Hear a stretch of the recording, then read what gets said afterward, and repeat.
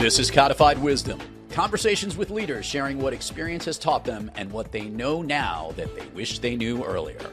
Hosted by Eric Eager, CEO and co-founder of 4Impact Data.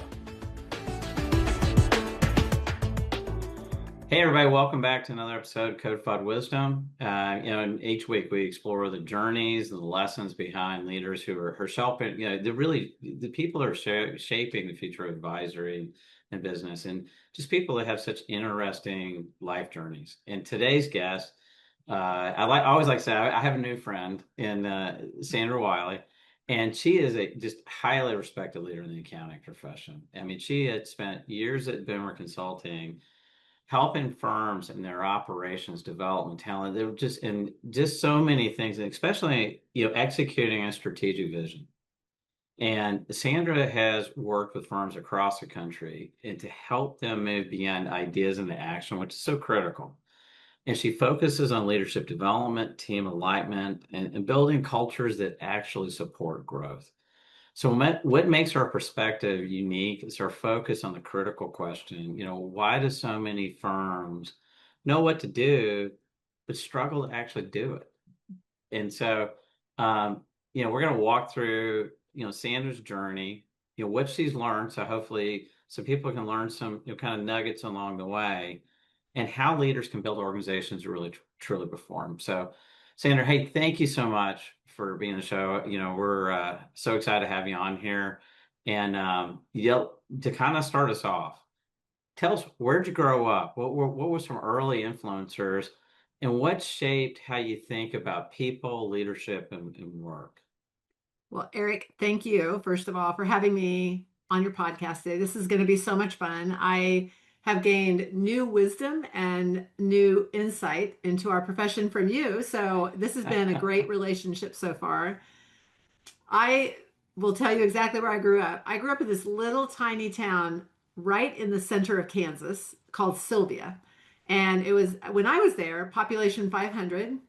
And I think it's probably less today, but that's where I got started. And, when I think about that little tiny town, I got to tell you, I wish I could take my kids back there sometimes and let them see how we grew up, because you knew everybody in town.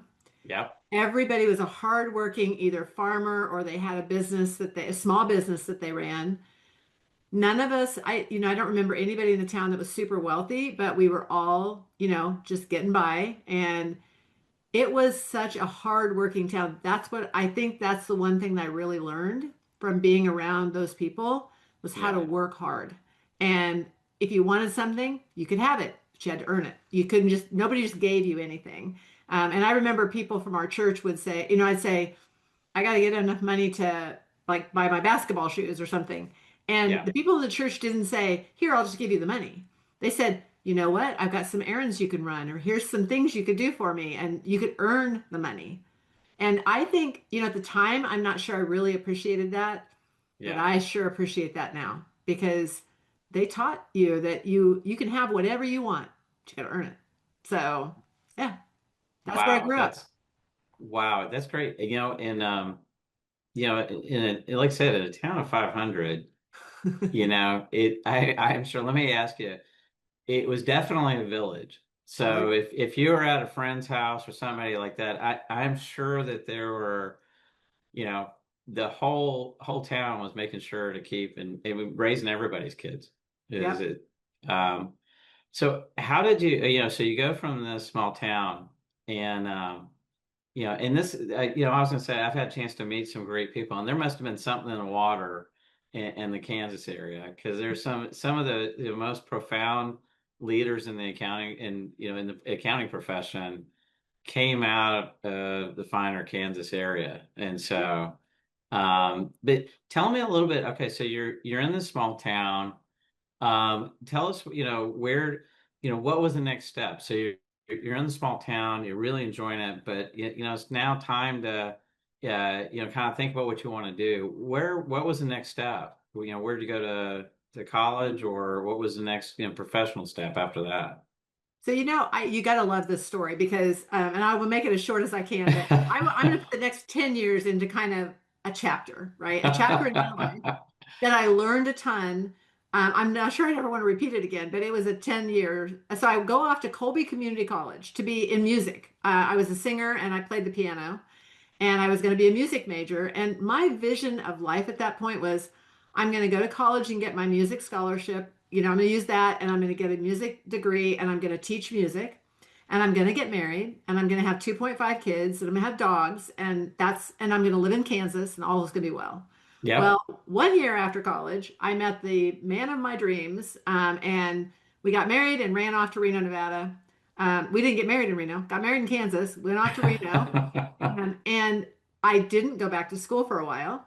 We didn't have the money to do it. The other Yeah. thing that happens, in my family is get married, you're on your own. You're now you to go do your own thing now. And Uh-oh. so I have to, you have to earn your own money. And I got into banking.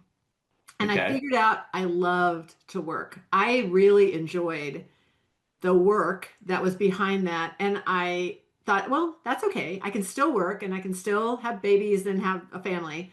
Yeah. Fast forward 10 years, marriage didn't work. It was just one of those things that you fail It, forward. I it come back to happens. Kansas with babies in tow, and I thought, okay, if I'm gonna support my children and I'm gonna have to be on my own, I better get my dang degree. So I go back to school at Friends University in Wichita, Kansas, and I got my degree in human resource management. And I continued working at banking then, and I got recruited to come to Manhattan, Kansas. And I was the vice president in charge of human resources at a bank. And the bank that I was at was doing fine, but they were doing a lot of merging and then letting people go because they'd combined the operations departments. And I was having to fire people Oh left and no. terrible Oh job. no. And so I was looking for something else. And a friend of mine, so at that time, you could look in the paper for jobs, right? You had the want Yeah. ads. And there Yeah. was this article that was in there, and it was a want ad for a assistant for Gary Boomer at Boomer. At that time, it was Barney and Associates CPA firm. And I said to my friend, "Hey, you work here. Can you introduce me to Gary? Because this is something I could do." And he goes, "Oh my gosh, you do not want to work with Gary Boomer. He's Oh a no. visionary. He's a visionary, and he's got all these crazy ideas." And I said, I really need another job and I know I could do this. And I kind of like crazy people. So, yes, introduce me. That started a 30-year journey, honestly. Gary and I met in the corner office of Barney and Associates. We talked for an hour and a half. I don't really think we ever talked about the job. I mean, we talked about where we grew up, we talked about all kinds of things. And at the end, he said, "I'm going to hire you." And I said, "I don't know if you can afford me for what you're looking for." And he said, "Oh, yeah, we'll make that work." So I went to work for Gary thinking that I would be there for a year and then I'd figure out what else I wanted to do with my life. Yeah. And it became a 30-year journey, which was amazing. You just never know where your life is going to take you, but it was not planned. This career that I have in accounting was not planned, but yeah, that's what happened. Yeah. So, was there any doubt? The other thing, I always ask people about these inflection points. Like, had you not taken that job, but was there any doubt, like at the time, you're in banking, you're in HR, you're really hitting off with Gary, and it's easy to do. Yeah. But was there any doubt at that time, or were you like, well, I'll do this because I hear this a lot. I'm only going to be here a year. Yeah, Yeah. I'm just going to try this out. I got a job. I got to provide, income for my family. Did you have any idea, or did it just kind of compounded and things just started happening and you had opportunities, etc.? It just started compounding. I really believed. I mean, you can ask my husband. The day that I started there, I came home and I said, "This is going to be a year job. I don't think this is what I want to do." I like the people. I love Gary, but I don't think this is what I will end up doing. Yeah. Gary, on the other hand, said he knew from the day he met me, I could do something else. That he wasn't going to have me do this job for very long. It was going to be something else. Yeah. And we did. We started, so we, by the end of the year, we started Boomer Consulting. I mean, basically moved across the street and started a new company. And that company was like 4 or 5 people that went with him from Barney's, and we started Boomer Consulting. And then I started getting kind of excited about it because I started knowing the people in accounting. And I was Yeah. like, these are smart people. They have vision. They are professionals. Every time I meet one of them, they're super smart. They're super educated. I like these people. And I still didn't know what my job was going to be. I didn't really Yeah. care either. But I will say, every opportunity that Gary gave me to walk through the door, like, hey, I think you should go do this presentation. Hey, you should go to this class. Hey, you should, Yeah. whatever it was, I'd say, okay, okay, yes, yes, yes. I said yes to everything because I Really? wanted to learn more. I really love to learn. I think that's the other kind of characteristic of people who are like you or I or all the other people out there that we know that just Yeah. love to learn new stuff. And Gary gave me that opportunity to learn Yeah. all of those things and to keep growing. I don't remember Gary ever saying no to anything I asked for. Like I'd say, can I do this class? Yes. The other thing I think I I didn't value enough at the time. I remember one time I said, Gary, are you ever going to give me a performance evaluation?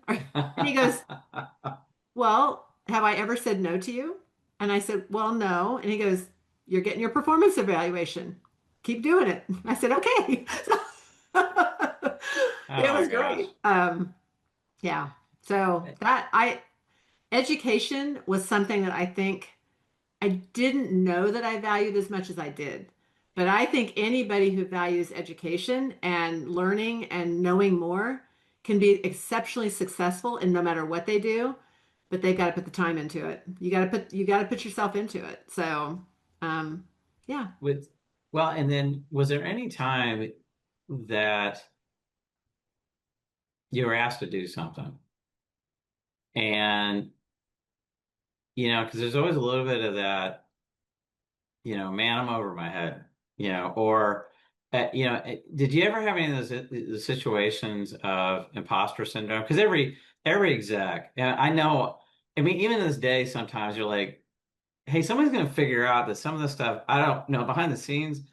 I'm figuring this stuff out as we go, and you're always worried about that.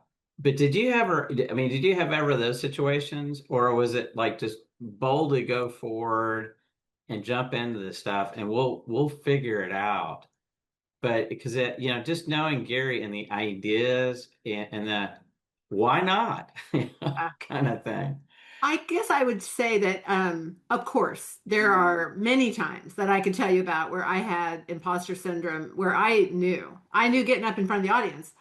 Oh my gosh, these are a room full of managing partners. I've never been a managing partner in my life. I'm not Yeah, even a CPA. What am I going to say to them that they're going to want to hear that's going to make any difference in their lives? So absolutely.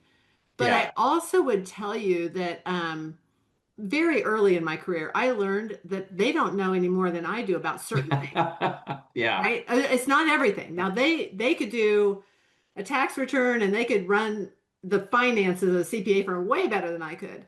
yeah, But what I know is about people and how to lead and how to inspire and how yeah, to get people to do what they're supposed to do in their jobs, even when yeah, they don't think they can. I can do that and I can teach them that. So I think that there's a healthy understanding when I'm doing something. There's yeah, there's something I wear that is really good. It's not the same as you. I don't want to be the yeah, same as you. So I think that was we started working with a company called Colby. It's Kolbe yeah, years ago, right? And yeah, Colby teaches that you have unique abilities and you have unique skills that are yours, and you should use those at all costs. And there are also things you should not do that there's other yeah, people that should do. And it gives you the license to say it's okay not to be good at everything. You can be good at yeah. some Wow. things, right? That was a big that was a big aha for me. And it was something that I still carry around with me. Sometimes I'll say, I'm not any good at that. Let's find somebody else to do that, and then I'll do Yeah, this other thing over here. And it's okay. It's completely okay to do that. So, yeah. So Colby has been a big, important piece of my life, and that came from we went to Strategic Coach yeah, years ago, 25 years ago, Yeah. They were the ones that introduced us to Colby. So again, it goes back to education. It goes back to education. So, so in that aspect, you know, and you're in with these managing partners, you're, um, don't have an accounting background, but you have an HR bank. You know, you've got a banking, you've got an HR, and CPA firms, you know, historically have always been their people business. You know, Yeah. it's relationships, it's people. You're working with clients. You're working with, you know, local businesses that some are doing okay, and some are you really start doing well. You know, now you walk in and you know you have this Colby index and these other things. Tell me about when you like started introducing, you know, that you started seeing this leadership where you could come in and really, I don't want to say systematize, but you could begin to see like ways that, you know, you're dealing with people and motivating teams because, um, the hard part in business, you know, I think as you know, bean counters, it's like, you know, we pick on ourselves. Um, you know, we know numbers and everything's precise and it balances and any of these things. But a lot of times you get leaders, and now you get over here in this people stuff, and that's kind of fuzzy. Yeah. And all of a sudden it's you know, people have different strengths and different, and what you just said was profound because even kids, there's you know that I know they're in school and they just go, I'm not good at this, and they keep trying to play, and their self-confidence gets, you know, but they really have these gifts over here. How did you start introducing that? You know, when you talk to leaders in beginning, because that, you know, everybody takes Myers-Briggs, you know, you always Yeah. hear about that. But how did you start incorporating that into the leadership of firms so that they could begin to realize how to better work with their team? And then we can talk a little bit more on the leadership. You know, how did you start now kind of helping them build better firms? I think it all fits into one category. Be more curious about the people you are having conversations with than trying to be interesting, right? Be interested in what they're saying, not so interesting yourself. Yeah, I became a really good questioner and listener. And always, in every situation, every conversation I had with our clients, when you started asking, where's your pain points? What are the things that are really keeping you up at night? What are the things that you are worried about? It came up, it was talent. It was how do we keep our best people? How do I yeah, motivate them to want to be more? How do I hire the right people for the right places? I've got this amazing team member over here, and they're so good, but they're not good at that. But they're really good people. yeah, I don't know what to do with them now because they can't do this job, but I think they'd be really good at something else. It's all of that. And when you start having those conversations, say, and then instead of just giving them the answer, say, how are you going to fix that? What are you going to do to make that a better situation? And a lot of yeah, times the answer is, I have no idea. The door is open, and now you walk through and go, I can help you with that. We have tools that will help you with that.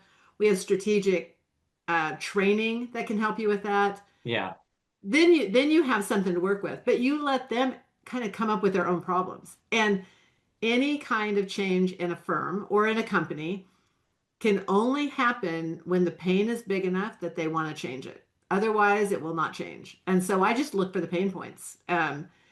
That's usually, and I will say, in a CPA firm, they are amazing, usually at working with yeah, their clients, their external clients. yeah. They are not as good at working with their internal clients, which is their team. They kind of Wow. just figure they're supposed to do it. And they need to be motivated. And they need to be treated just like their external clients are being treated. And they oftentimes won't do that, or don't do that. They can, but they Why sometimes do you won't. think? Yeah, yeah, and it's that old, you know, the cobbler's children's house, you know, it has no shoes. Yeah. Why do you think that's the case? Is it, you know, you know, what patterns or did you see? Because you worked with so many firms, Yeah. you know, why do you think that was the case? Do you have any ideas of, you know, how we would get to that? I would, I believe that at least one of the things that I would tell you is time. Sometimes we budget our time. I mean, everybody should look at their calendar right now as we're doing this, right? Look at your calendar. Look how many just open spaces there are, and or times that you have booked to actually have conversations with your team.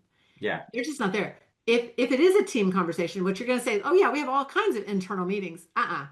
That's not communication. All that is just trying to move something along. Yeah. I'm talking about getting to know your people, making them feel special, making them feel like you want them there. The Yeah. reason people leave their jobs, reason people are leaving this accounting profession that is so amazing is Yeah. because they do not feel valued. And the reason they don't feel valued is nobody even really knows who they are. So I think that is a terrible thing in our profession right now. It's epidemic. And that's the reason that a lot of people are losing people and a lot of people are not coming to our profession.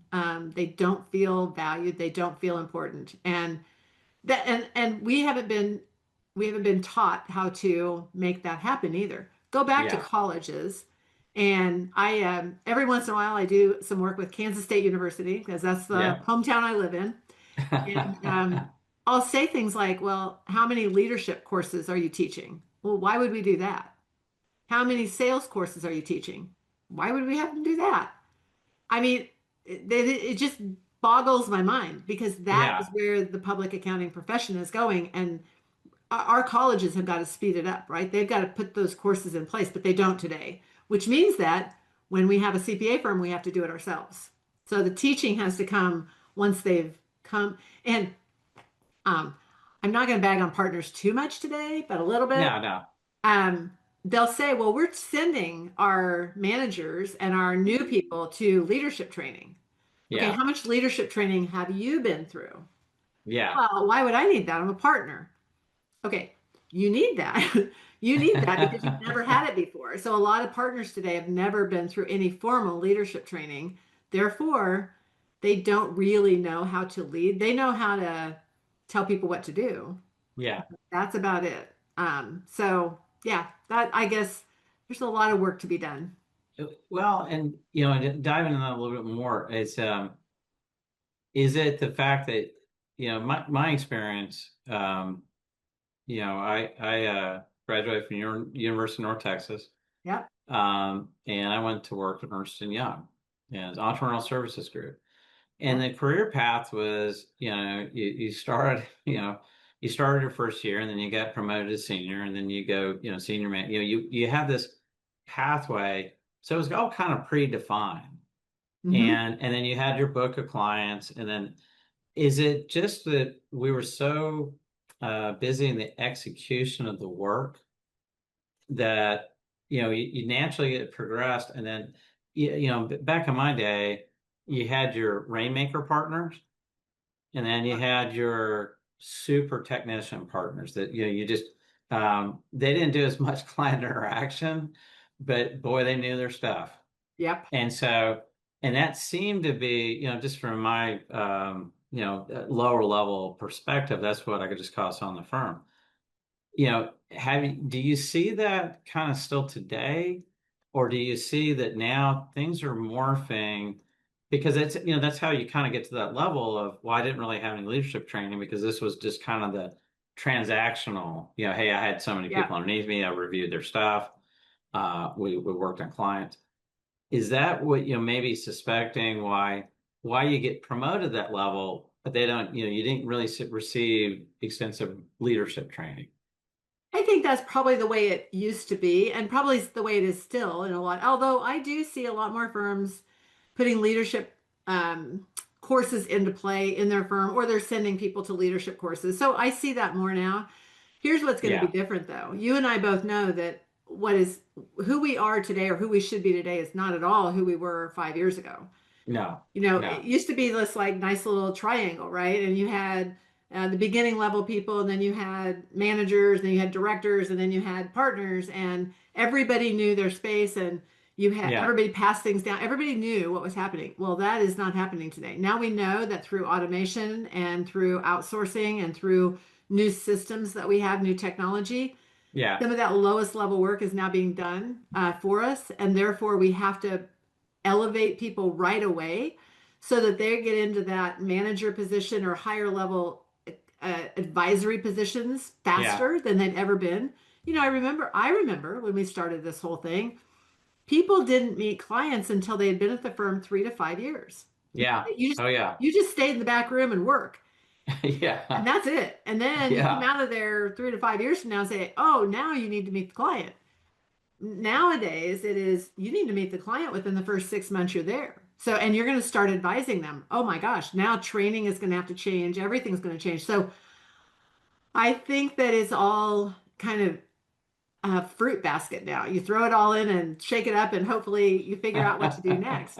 But I still think leadership training is going to be more important than ever. I believe that's going to be more important than ever because the one thing that AI and systems and processes cannot do for us is have a personality where you're talking with your clients and you show empathy and you show that you care and that you are going to help them with their business and show them what's in the future.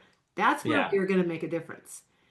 That and we've got to do that sooner than ever. And here's the interesting thing, I think. We'll see how it plays out. Yeah. I think young people are hungry for that. They want to do that. They want to be more important in their job than Yeah. just doing compliance work. So I think our group of people that are coming into the firm and the ones that are sitting today in our firms are ready Yeah. for it. They're like, teach me and I will do it. Yeah. It is the managers and the partners that are slowing the progress down, saying, oh, no, no, that is not how we did it. That's not how Really. we worked. You're right. It's not how you worked, but you didn't have the same So systems, right? So, yeah. So you're, in this, because we talk about it, and let me ask you about this because this is where with there's a lot of things you're hitting on in the massive transformation yeah, that's going on in the profession. And and I've talked to some people that have gone through these cycles 3 or 4 or 5 times. Hey, we're back in the we went to online accounting, and then we went to tax automation, and all these things. And I keep hearing this, oh, this is just another rainstorm. We'll live through it. yeah, And as I talk to and have opportunity to work with, again, with some of the leading professions, professionals in the space, and they're all going, this is not a storm, this is a hurricane coming. And this time it's different. Do you feel that, have you're kind of sensed that feeling? And there's then another thing I was going to follow up on that. But the exciting thing for the next, we're having trouble recruiting. But I think to your point, a lot of the kids are hungry to, I hate to say it, but there's only a certain number of people that want to come and tick and tie those things. I mean, yeah. you really want to get in and help people. You want to help clients. But do you feel like this storm is coming and that some of the limiting factors are some of the, hey, that's how I grew up. That's how I did my tour of duty, and do you see that coming, and do you see where's leadership going to have to adjust and do it fast because things are moving at a rapid pace? What are your thoughts on that? Do you agree with that? And if you do, what can partners do that are willing, to your point, are willing to change? Yeah. So that's a loaded question, but I'll give it a shot. Yeah, First yeah, of all, that's okay. remember I'm from Kansas, Yep. so think about the tornadoes here. I think Yeah. we're in the middle of a tornado. I don't think we're waiting for the hurricane. I think it's here. I have every conversation that I have had since January 1st of this year, and Yeah. that's when I started Sandra Wiley Strategies, right? Yeah. Every conversation we have talked about AI, every one of them. There's Yeah. not been one time where I've talked to anybody at any level that hasn't come up. I I think everybody is dialed in on Yeah. how do I make my job better by using AI for at least pieces of my job. They all get it. Yeah. Yeah. In the past, I think we've had things that have popped up that you kind of went, Yeah. maybe that'll be Yeah. okay. This is here and everybody's using it and everybody's in it, right? So the hurricane is here. The tornado is upon us and we are all Yeah. having to use it. So The thing that is disturbing is that there are some professionals, some leaders in firms that are still saying, well, we'll just wait for somebody else to figure it out and then we'll try to implement it ourselves. They're not jumping in and Yeah. finding ways to use it themselves and educate themselves. Listen, I don't Yeah. think you have to be a programmer. I don't, but I do think No. there's tons of resources out there right now to learn Yeah. what it is and how it's being used. And if you don't, you're the guy down the street is. And Yeah. if they figure it out before you do, you're going to lose at the end of the day. So I think it's something that we have to put time and money into, and Yeah. we have to find the right solutions that will give us the tools that we can use to then elevate our staff. So if you can find the right technology, or when you find the right technology, then Yeah. looking at your staff and saying, okay, you do not have to do the same way I did it. Now let's figure out how we are going to teach you how to be the advisor to your clients. Let's Yeah. teach you how to have a conversation and build a relationship with people. That's Yeah. where we're going to spend our time with you. It's not just about the how to tick and tie. It's going to be more than that. Now they're still going to have to learn some of the Yeah. accounting, right? I mean, Yeah. that's You what we still, yeah. do. But Yeah. but there's more to it now, and they've got to learn it faster. So what I heard somebody, it might have been you and I in a conversation we had Yeah. before, but what used to take 3 to 5 years for people to learn and to be ready to be talking to clients, they have about 6 months right now Yeah. That's before what they have to do it. I've been advocating. Yeah. It's going to be that fat middle. Yeah. And I've been talking about, congratulations. I'm literally was going to say congratulations to everybody. Yeah. We all just got promoted. Yep. Ta-da! That's a great promotion. And Yep. now, I don't mean you're getting any more money right now, but you all got promoted. And so we all have to, because there's going to be so much AI, AI is doing a bunch of work. And like you said, if your firm is not, I promise you the one more progressive firms are. And the other thing that I'm a little scared of, and what I'm seeing signals of, is that it's becoming, and we always heard this word, the commoditization word, Yep. that now all of a sudden AI and some of the agentic capabilities can create and close for financial statements, for example. Yep. It can do it with a higher level of accuracy. And I think it's easier to go, if you're building your practice around QuickBooks, well, it's real easy to not log in one day at this firm and log in at, the other day at this firm. It's also becoming very portable. Is that something that you see in the firms? And again, is this something they should be looking to address, but at the same time, the opportunity to really have the time now to work with clients and work in more of a strategic, and now I'll tell everybody this too.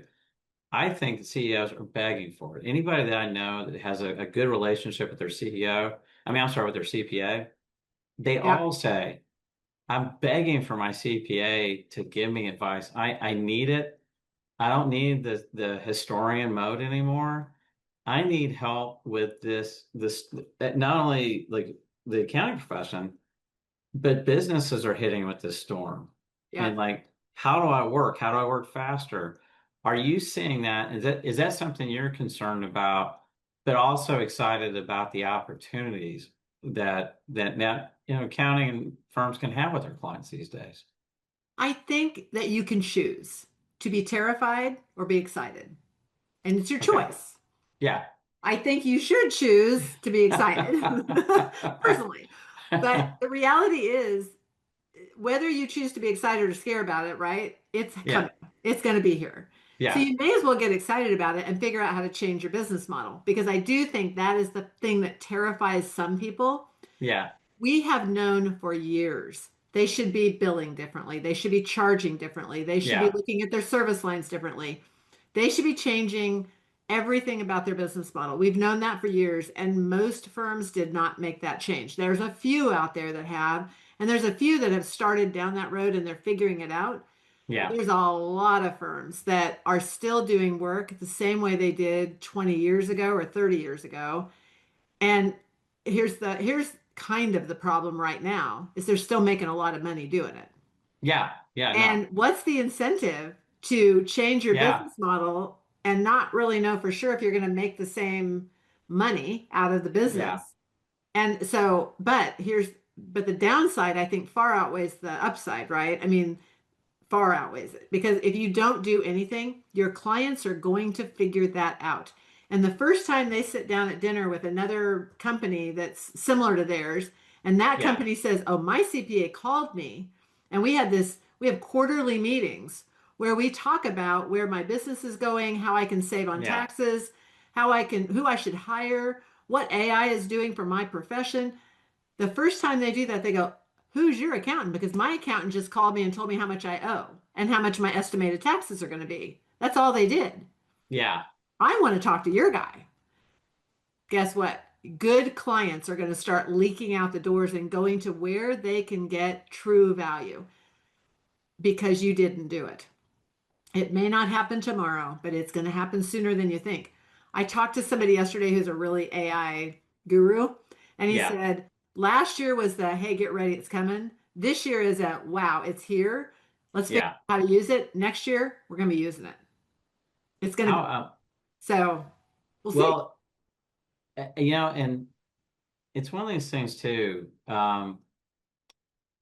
We've been talking about this.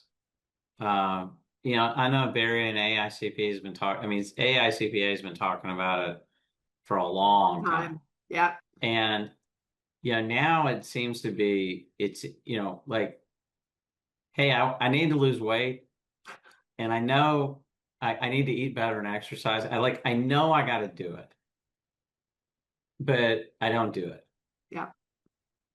Do you have any guidance now for the leaders that go, look, I get it, and I am dealing with what I think is also happening, the tsunami of change hitting professional all at once. We've got private equity consolidation, Yeah. and in some firms, but even the smaller firms have to be thinking about that. Yeah.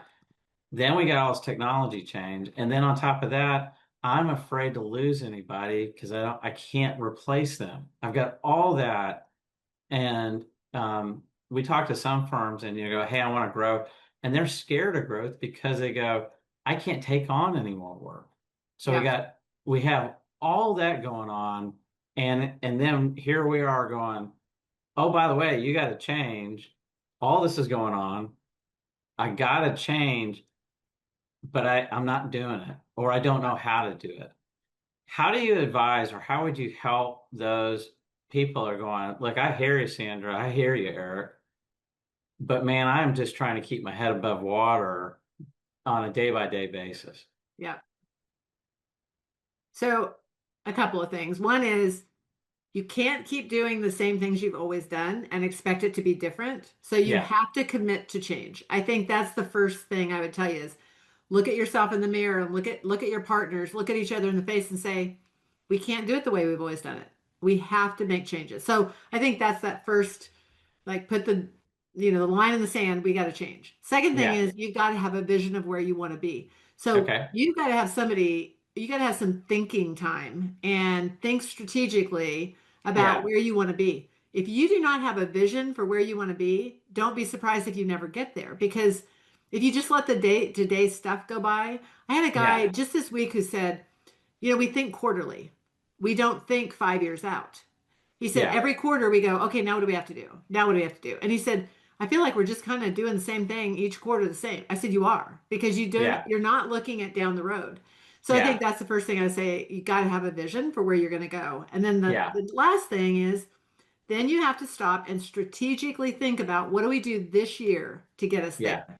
And what do we do next year to get us there? And what do we do the yeah, next year to get us there? And that 5 year vision may tweak a little each year. So you're going to have to yeah, readdress it, make sure that it's because yeah, who the heck knows what's going to happen, right? I mean, we don't know yeah, what they're going to invent next. So, yeah, but I think that is, and you have to make a commitment to have that thinking time at your firm.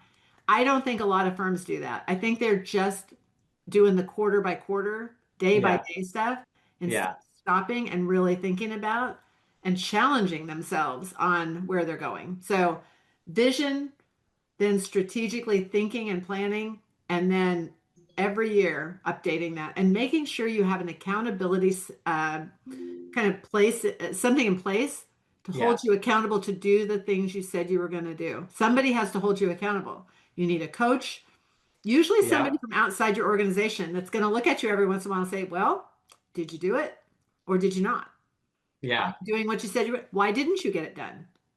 You weren't committed enough, because if you were committed, you would have done it. So you're not committed. See, They've got to be your, yeah.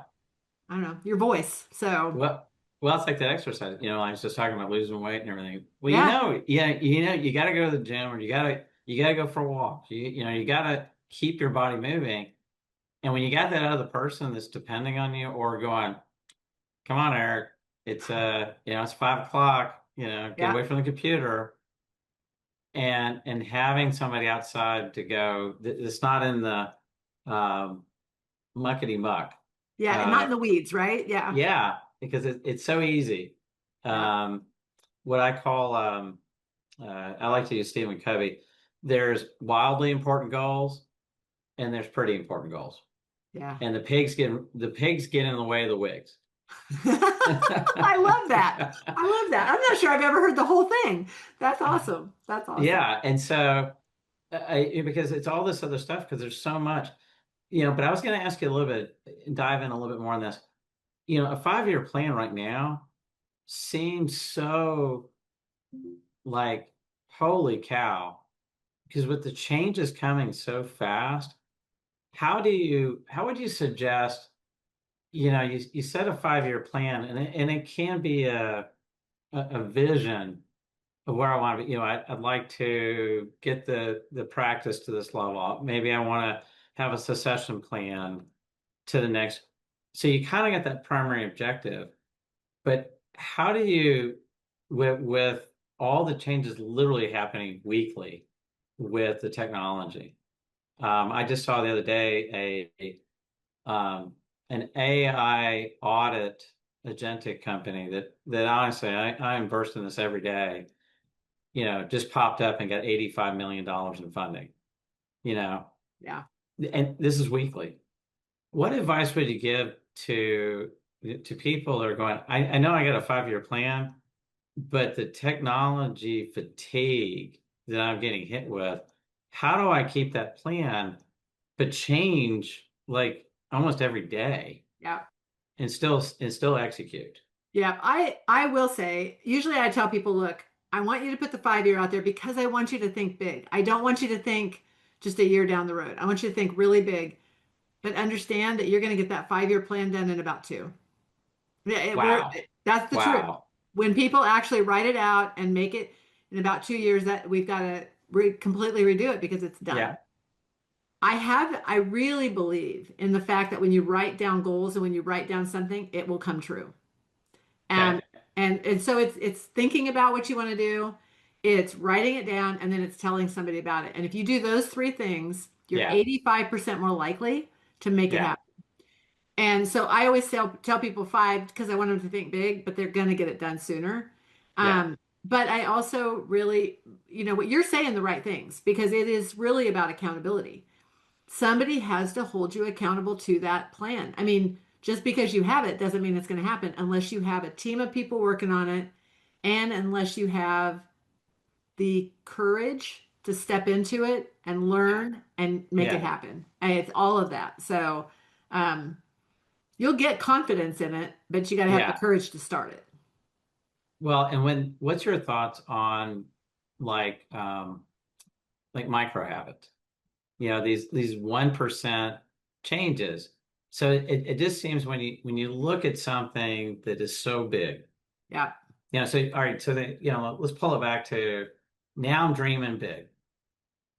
Yep. And I'm a big dreamer, I'm a managing partner, and now I gotta get other people in the thought vision bubble Yeah. with me.